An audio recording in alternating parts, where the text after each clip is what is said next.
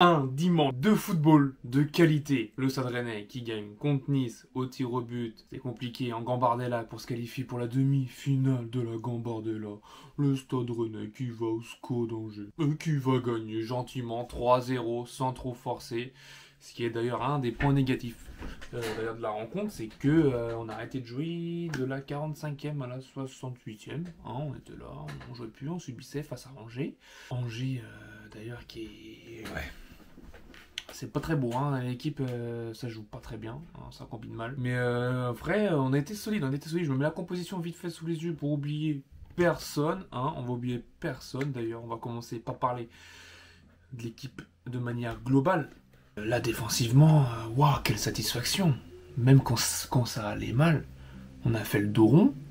Et franchement, cette défense-là ne doit pas bouger pour l'année prochaine. Alors, juste Hateboer, peut-être, bon, lui c'était que exceptionnel, parce que Jacquet n'était pas là. D'ailleurs, Jacquet était présent à la Gambardella, tout comme Ludovic Blas. On a géré le match. On a marqué un but très rapidement. Kalimundo qui marque un but très vite, très rapidement dans la rencontre, 16e minute je crois. Et après, on les domine tout le long. Et puis on met pas le deuxième, mais c'est cohérent. On joue bien. Après, on rattaque la seconde période.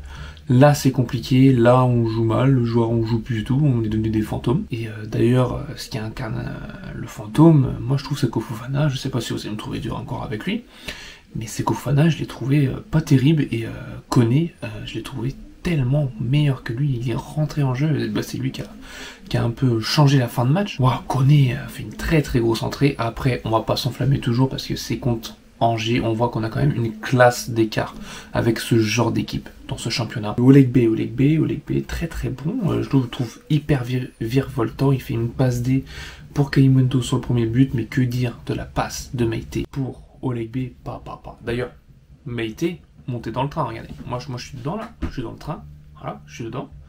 Montez dans le train parce que là, on voit qu'il a... Je sais pas, c'est pas un manque de confiance, il est encore un peu fébrile devant, je trouve. Mais il est très bon, il est excellent là, c'est un 8 sur 10 que je lui mets ce soir. Mais devant, on sent que, je sais pas, comme s'il avait une petite peur. C'est bizarre, hein, comme s'il avait une petite crainte, une petite peur.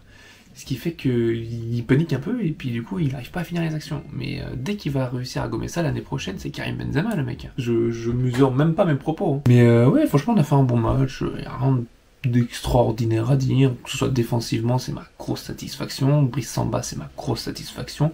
Il fait des parades de dingo qui ne permet à Rennes de rester à 1-0 et du coup, bah derrière, on met le deuxième et le troisième. Donc voilà, c'est aussi, celle-là, elle est aussi pour Samba. Juste Fofana que j'ai trouvé un petit peu fantomatique, comme je vous le disais tout à l'heure, mais ouais, je trouve qu'il apporte pas grand-chose à cette équipe, qui ralentit vachement le jeu. Après, est-ce que j'ai la vision un petit peu troublée sur Fofana? Est-ce que c'est moi qui ai des trop grosses attentes sur lui? Bah, vous allez me le dire encore une fois. Si c'est j'ai adoré, on sent qu'il a cette touche technique, il a cette aisance au jeu, alors qu'il est tellement jeune pour la Ligue 1, enfin tellement jeune, 22 ans, hein, mais il est tellement novice, ça c'est un rookie quoi, enfin, le mec il joue sans pression, comme ça, tranquille. Mais voilà, Kalimundo il met 2 beaux buts, voilà pas... Il met, du coup, c'est sa meilleure saison avec Rennes, son meilleur total de buts, je crois même tout court. J'ai bien aimé aussi Assignon et Truffert. Voilà, ils ont pas fait un match dégueulasse, ils ont bien défendu, bien attaqué, tout ce qu'on leur demande. Clean sheet, 3 points, victoire, les jeunes qui se qualifient en demi de la Gambarde. Bah, c'est un match, c'est un week-end parfait en fait. Ick, encore une fois, on va en parler. Kyogo Furiashi, il a le droit qu'à 3 minutes par match. Pourquoi? On l'a quand même acheté 12 millions, et je pense que l'accord était que Jota fasse le sens inverse, même si les médias nous disent que non et le club que non. Après, on n'est pas con, hein. T'as Kyogo qui arrive, Jota qui part, ça se fait à peu près dans les mêmes délais. Au moment, faut pas nous prendre pour les jambons de la tarte. Quelle entrée d'Ismaël Koné, hein, un buteur. Matouziwa. Voilà, bof. Moi, je suis pas fan de lui, là, cette fin de saison. Tout en début de saison, c'était un peu l'homme de l'ombre, mais là, bof. Là, il joue 26 minutes. 27 passes sur 32, 4 passes en profondeur, 2 réussites. C'est quand même pas fameux. En tout cas, j'espère que cette vidéo vous aura plu. Pouce bleu, on s'abonne, on partage. Et à la semaine prochaine.